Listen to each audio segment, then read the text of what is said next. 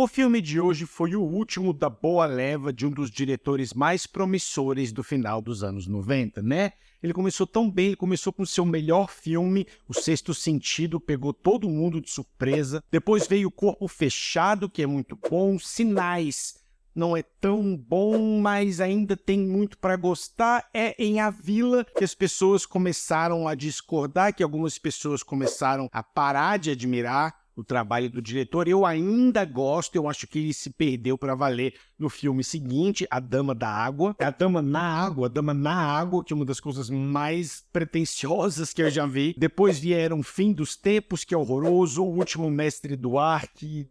aquele Depois da Terra, que é ruim pra caramba. Enfim, parece que a cada novo filme ele tava querendo apagar um filme bom do passado. Depois ele melhorou de novo, mas ficou subindo e descendo, sumia um tempo, voltava com uma ideia bacana, depois vacilava de novo e aí nunca mais se encontrou, nunca mais foi aquele diretor que a gente esperava de 99. Vamos ver o que ele aprontou aqui. Quem patrocinou este vídeo foi o Luciano Souza. Se você gostaria de patrocinar uma crítica neste canal, é só me mandar um e-mail, eu te mando o Media Kit e a gente conversa. E eu vou deixar um aviso forte de spoilers, ok, pessoal? Mais forte que o normal, porque esse filme tem umas reviravoltas que, para quem não viu, estragam o filme, então são spoilers carregados. Se você ainda não viu, vale a pena, assista o filme e depois volte. Vamos lá? Vamos lá.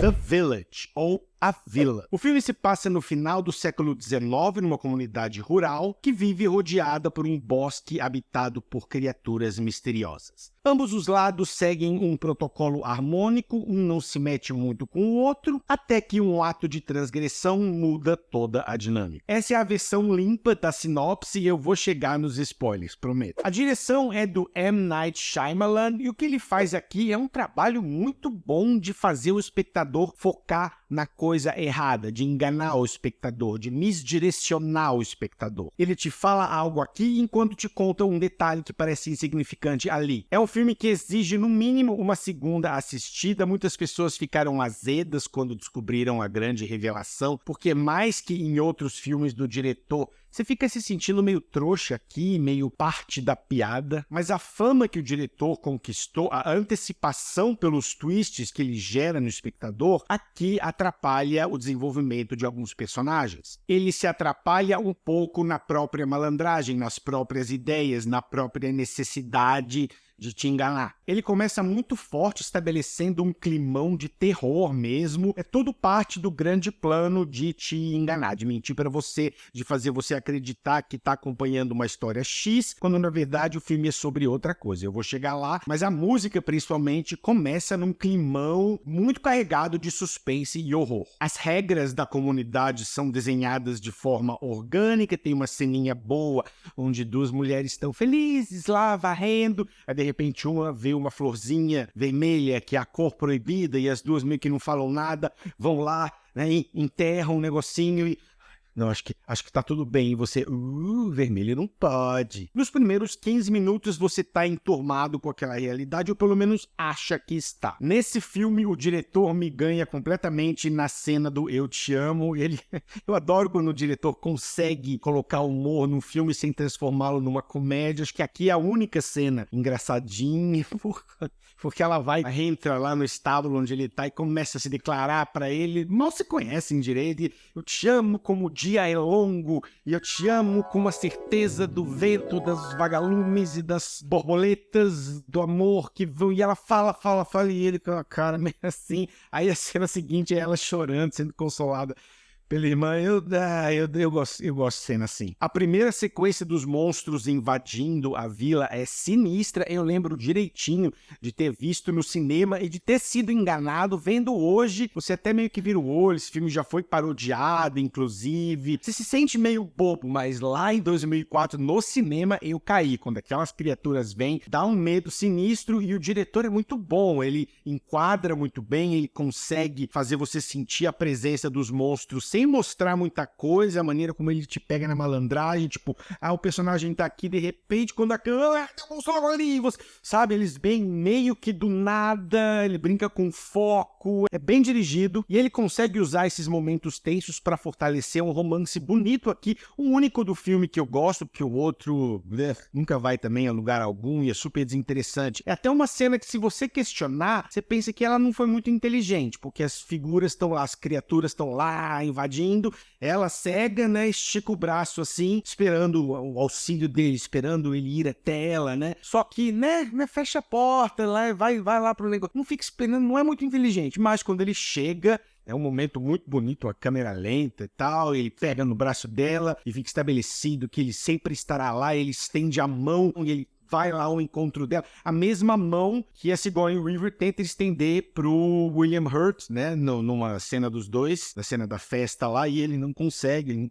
mal consegue olhar pra ele, não consegue devolver, não consegue encostar nela, só lá na frente que você vai entender por que não? Eu gosto bem na cena que ela pergunta pra ele por que ele tá na frente da casa dela, sendo que a vila inteira tá em perigo, e ele meio que se declara pra ela, mas de uma maneira super reservada, e aquela neblina, aquela fotografia maravilhosa do Roger Deakins. É melancolicamente romântico, mas sempre com um pesar, até quando ele mostra aqueles planos abertos e o campo verde. Tem uma vida faltando ali. O contraste das cores é muito bom, a inocência do amarelo com o perigo do vermelho. Tem uma cena... Ela não sabe, né? Ela é cega, mas tem um monte daquelas plantinhas vermelhas ao redor dela, e você intuitivamente associa aquilo com a presença... Se bem que a essa altura do filme você já sabe que os monstros são de mentira.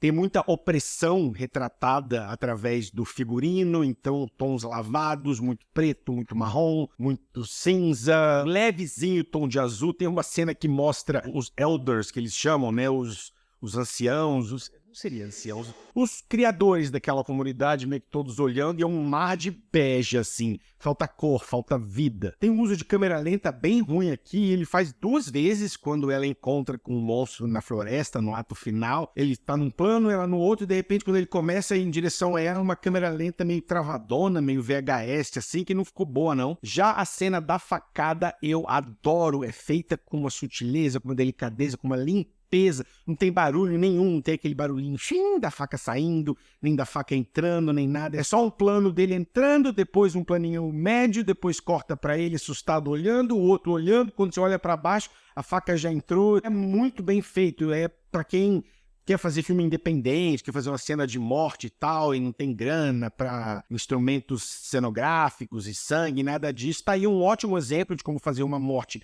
brutal, porém minimalista. Nas entrelinhas, o filme não tá contando uma história sobre monstros, ele tá falando de luto, da dor, da perda, de pessoas que buscaram uma vida nova na esperança de encontrar algo melhor, na esperança do amor. Mas em contraponto, não há como fugir da tristeza. O Brendan Gleeson tem um diálogo, ele fala exatamente isso. A tristeza vai te encontrar de um jeito ou de outro. E por mais bem intencionadas que essas pessoas sejam, elas acabam usando táticas muito opressivas. Elas sustentam esse estilo de vida através do medo, através da mentira, através de uma ignorância forçada nos outros. O problema é que o diretor te inclui nessa ignorância, e quando a revelação finalmente chega, você tem pouco tempo para processar, e o que você processa é muito azedo, porque você começa a enxergar o egoísmo por trás da ação dessas pessoas. A primeira cena do filme é do Brendan Gleeson chorando porque o filho dele morreu, você vê um caixão pequenininho, uma cena terrível, uma cena super triste, e você imediatamente começa a pensar, então quer dizer que se eles tivessem ido até as cidades, né, the towns que eles falam, eles poderiam ter salvado a vida também daquele garoto? O diretor muda de foco vezes demais, então parece que é um filme sobre um monstro. Ah não, os monstros eram de mentira. Opa, que twist! Até você chegar na parte onde você começa a entender o luto e a dor que os mais velhos, né, da vila sentiram, que o levaram àquilo, entendeu a real motivação por trás das palavras dele, é meio que tarde demais. O filme já teve tantas outras impressões que você fica meio perdidinho e dissatisfeito. E tem umas escolhas que enfraquecem a narrativa. Por exemplo, a decisão do William Hurt de contar para a filha que as criaturas eram de mentira. Ok, de certa forma é necessário para você não achar que o cara é um monstro total de mandar a filha cega para a floresta achando que tem monstros lá. Então eu entendo que isso suaviza a antipatia natural que a gente tem desse personagem, mas poderia ter sido guardado. Não é porque a personagem sabe que o público precisa saber que ela sabe. Porque se a gente tivesse descoberto depois, a revelação de que o último monstro da floresta é, na verdade, o Noah teria sido mais impactante, embora essa aí muita gente tenha matado, e seria mais assustador ainda do ponto de vista dela, porque a gente não sabe que ela sabe que aquele monstro não é de verdade. Ele ainda tenta brincar com a possibilidade de que talvez seja quando o pai fala para a filha, não, porque a história do monstro veio de um conto que eu costumava ensinar, e você fala, será que, mas, né, tava na cara. Dava para ter invertido com a montagem, de repente lá no final, já que tá revelando tudo mesmo, aí mostra que ela já sabia. Enfim, não é uma das ele precisa de muitos twists, né? Mas é um dos que nunca desceu para mim, não teve um impacto devido. O final, sim, realmente, você fica meio assim, Pra quem ainda não matou, de repente, tem algumas pessoas que, não vou ver não, vou ficar vendo o vídeo aqui só pra ver o que de fato acontece. Ela não chega a descobrir, mas o público descobre que eles moram numa reserva, o filme se passa nos dias de hoje, nos tempos modernos. Isso aqui ninguém sabe, só os mais velhos, né? Eles todos passaram por algum trauma, eles se encontraram num grupo de apoio lá, não tinha muito dinheiro, eles decidiram fazer essa reserva e simplificar o estilo de vida deles para uma coisa mais pura, onde o homem não seria corrompido pela ganância e tantas outras coisas, o que acaba acontecendo de qualquer jeito. É uma revelação que faz você reavaliar várias pequenas ceninhas, quase te obriga a assistir ao filme de novo, que você não prestou atenção em momentos que estavam dizendo muito mais do que o que você achava. Então, pequenas coisas, quando tem uma hora que ela tá falando com uma mulher mais velha, e ela fala, sua irmã não veio morar aqui na vila porque, minha irmã nunca passou dos 26 anos. Você vai descobrindo que naquele grupo principal, todo mundo perdeu alguém, todo mundo passou por algo muito triste, então os diálogos entre eles fazem mais sentido. Tem um diálogo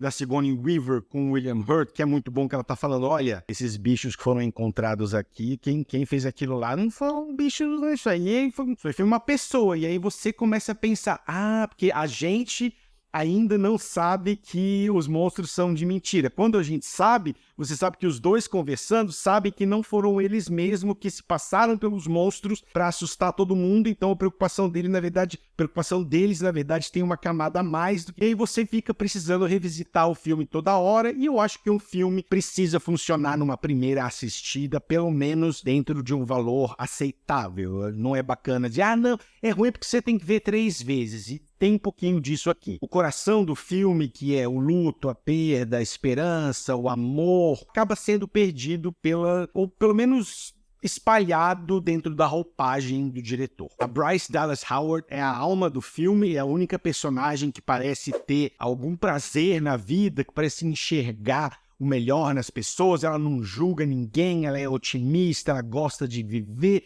ela é a única que parece enxergar as cores, né, metaforicamente falando. Logo ela, que é cega, então tá sempre no escuro, ela é pura e muito corajosa. Tem uma cena muito boa, quando ela vai encarar, né, aquela passagem entre a floresta pra tentar pegar os remédios lá pro cara. Ela tá com 2 carinhas. Um já desistiu logo no começo. O outro tá lá, ela tá em primeiro plano assim, e ele falando atrás, então, essas criaturas vão me matar, e eu acho que por você ser cega, elas vão ter pena de você, e, enfim, não vai rolar pra mim, né? Você vê ele, né, saindo da parada, e ela já se ligou que tanto que ela tá com umas pedras mágicas que ela larga, que ela sabe que não são nada. Ela já sabia que as criaturas eram de mim, mas mesmo assim, ela é mais corajosa que todo mundo, pelo menos todos os rapazes bobões. Arregou! E quanto mais você admira a difícil jornada dela no final, porque imagina, você é cega, você não tem ideia de onde você tá indo, tá no meio de uma floresta, é assustador. Então quanto mais você sofre por ela, mais dá raiva do personagem do William Hurt, mandado. Pô, né? O Joaquin Phoenix tá bem, mas não é das melhores interpretações da carreira dele, não. Ele faz um cara fechadão, uma pessoa de boa índole, uma pessoa do bem, entre aspas, corajoso, não tem medo das supostas criaturas, já tá questionando um pouco a ordem natural das coisas, que segredos são esses que os mais velhos guardam. Então ele tem uma coisa meio inquieta. Eu achei, inclusive, que ele vai ser um problema para a comunidade se ele sobreviver à facada no final. E o amor que ele sente pela Ivy e vice-versa dá pulso ao filme. Então, quando eu penso que eu tô me desconectando, os dois me puxam de volta. O William Hurt faz um personagem difícil de gostar, pelos motivos que eu já falei. Ele é bem escrito nesse sentido, é cheio de dilemas. Você vê, por exemplo, que ele não se permite conversar com a Sigourney Weaver ou expressar o amor que ele tem por ela, com medo de perder, né? A partir do momento que você aceita uma coisa boa na sua vida, você fica vulnerável e pode perder essa coisa, e esse medo da perda é o que motivou ele a começar tudo de novo. E ele tem um diálogo muito bom, onde ele finalmente desabafa um pouco e fala mais alto e deixa as emoções saírem, e você pelo menos entende a filosofia, né? Você entende o que ele estava tentando fazer. O Adrien Brody faz um personagem que, de certa forma, representa a imprevisibilidade das pessoas, aquela coisa de não dá para fugir de problemas, não dá para fugir de caos, justamente por ele não enxergar o mundo como as outras pessoas. Por exemplo, quando tem a ameaça das criaturas, né? E todo mundo fica assustado e ele fica empolgado. E ele acaba sendo o divisor de águas, né? O crime que ele comete acaba mudando toda a dinâmica e no final o monstro é ele. Tudo isso é, sim, o personagem tem a sua importância. Eu entendo o propósito dele dentro da narrativa, mas eu não gosto da interpretação. Acho que é uma direção meio vaga, assim, ó. Ele é intelectualmente limitado, mas isso aí é um conceito bem vago. Faz aí o que você quiser. E eu acho que o Adrien Brody tá meio que fazendo o que dá na telha, sabe? O Shyamalan, ele faz isso em vários filmes, de mexer com coisas que ele não entende muito bem. E, enfim, não sou fã da interpretação. A Sigourney Weaver tem muito pouco pra fazer. Tem aquela ceninha lá onde ela quer que ele pegue na mão dela, mas ele não quer, tananã. Mas ela é delicada, mas enfim, o roteiro não dá a ela o suficiente para realmente se destacar. Mas ela tem aquela ceninha do coiote, aquela ceninha boa, depois que você entenda, né? Eu gosto do duplo sentido nas palavras dela. A Vila é um filme pretensioso que te engana enquanto te convida a pensar. Tem suspense, tem mistério, tem uma motivação clara, tem algo a dizer sobre esperança, sobre recomeço, sobre amor, sobre como todos os homens acabam sendo corrompíveis, e dá pra descascar, só que é uma mensagem que é muito enfraquecida pela própria malandragem da narrativa. Bom filme, nota 7,6. Luciano, obrigado mais uma vez. É isso, pessoal. Um abraço e até a próxima.